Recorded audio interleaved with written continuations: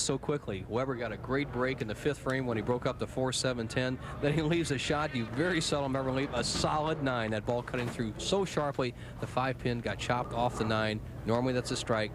Pete has to settle for a spare.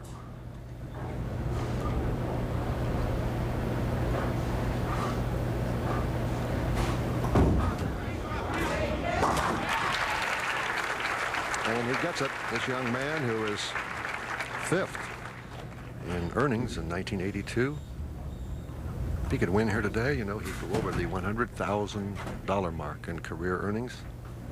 Said, I'd take that money today and make a down payment on a new house for myself and Dee Dee. Well, that wouldn't be a bad idea right now. Pete McCordic hit light and left the 2-4-8 in the 2nd frame on the right-hand lane, then left the soft or weak 10 on a real good shot in the 4th. He needs a strike here in the 6th to take the lead in the match for the first time.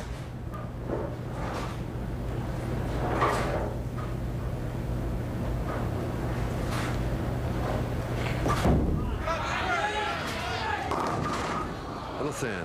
Pete McCordic has an identical twin brother, Paul, who's also a PBA member. Plays at the regional level, but I wouldn't say they're identical because his brother's left-handed. Well, Paul bowled a little bit on the tour and had some success, but Peter by far has proved to stick with the game more and been more diligent and has improved into a real great player.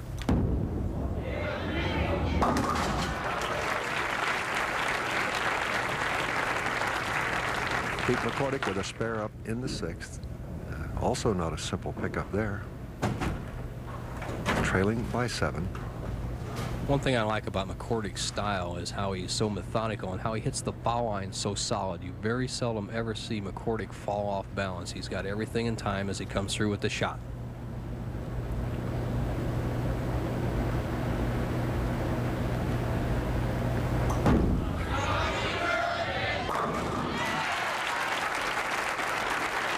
Pete McCordic with a strike in the 7th.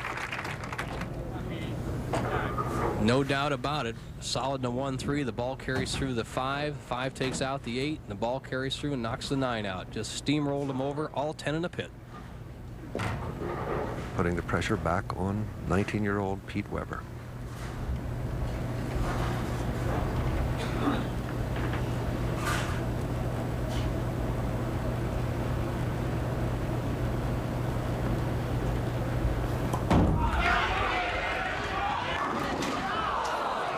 Doesn't believe it. He does not believe it.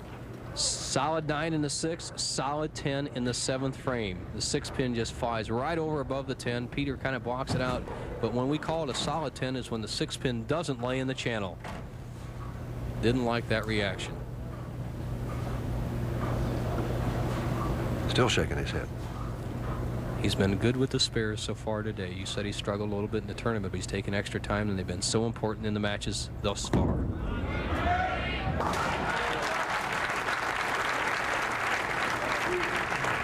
The lead is now down to 6 pins. Pete Weber now on the lane where he has made a considerable adjustment. The left lane, the 27th, and probably saying to himself, now would be a very good time to get a strike, that I can put the ball back in McCordic's court.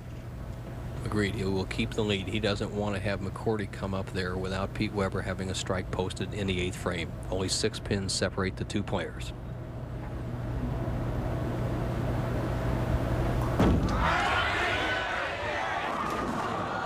Dead on the head pin. Just did send it out wide enough. We noticed the other shots that he was around the pocket on the left-hand lane in the 2nd, 4th, where he got a strike, in the 6th frame where he left a solid 9. We're very wide. This ball breaks much earlier. He cuts through and leaves the 3-10 baby split. See the odds there. 2-1 for a pro, and he is a pro.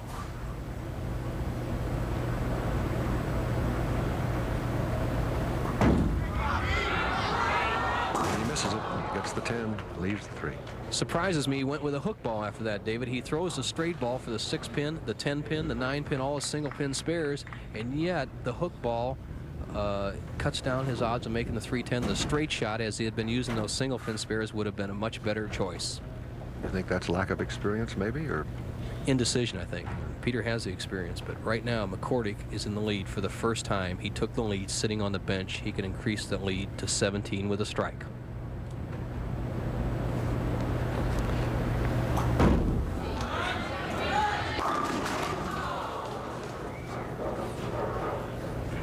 We're going to watch Pete McCordic from behind. Two things to watch with Peter is watch his arm swing as it bumps out slightly to the right at the top of the swing, but how he realigns and gets it right in close to his ankle, almost hits himself in the ankle as it goes by his foot. Weren't you playing with him one time when he did hit his ankle? On a 297 game, he had 11 in a row, hit his ankle, and missed the head pin on the right, but good discipline by this young man. Well, as the old announcer, the late Van Patrick, used to say, we now have a cliffhanger on our hands. Anybody's match.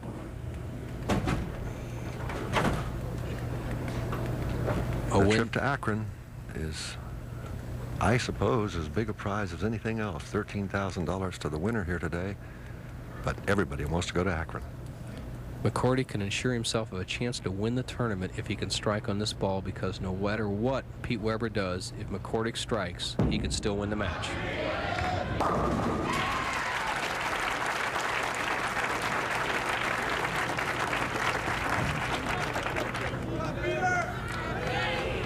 Now the crowd saying ahead of time, come on, Pete. It's anybody's match, whoever can perform in the 9th and 10th. McCordic cannot be shut out. He still has a possible 220. Young Pete Weber, a possible 213. Yet 7 pins separate the two players. 2 frames to go.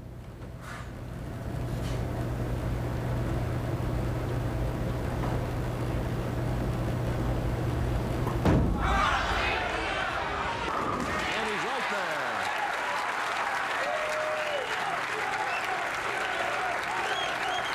We have a possible tie, correct? Well, it'd almost be impossible, David, to have a tie, I think, because Weber would have to strike and get 7 on this ball, and McCordic be spare and strike. So I guess you're right. It could be a tie, but right now, young Weber has to strike to take the lead in the match.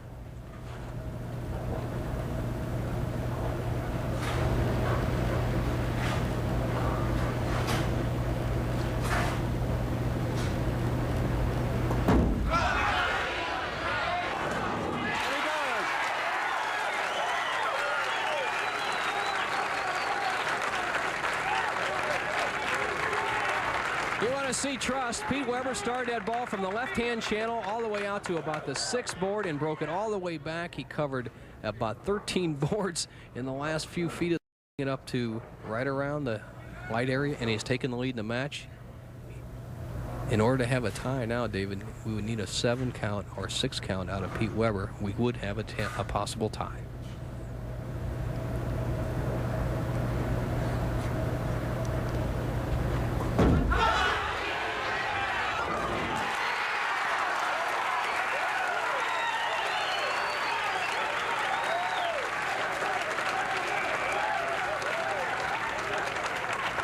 Look at this. Look at that excitement. Pete Weber with a 7 count or better will force Pete McCordic to throw 2 strikes. Needs 7 or better to force Pete McCordic to strike twice. You saw the graphic before. He has never won a PBA title.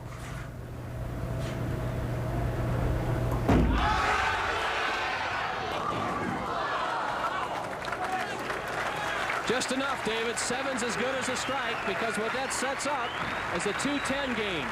McCordic must strike twice to win. If he strikes and gets 9, the final score would be 209 to 210.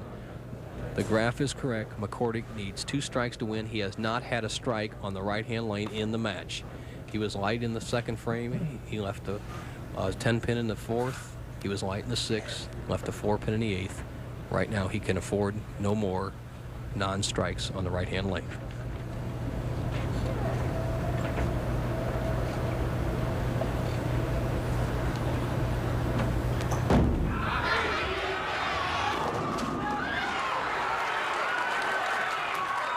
And he leaves the 7, and you see Pete Weber and Dee Dee, and they're talking about a new house.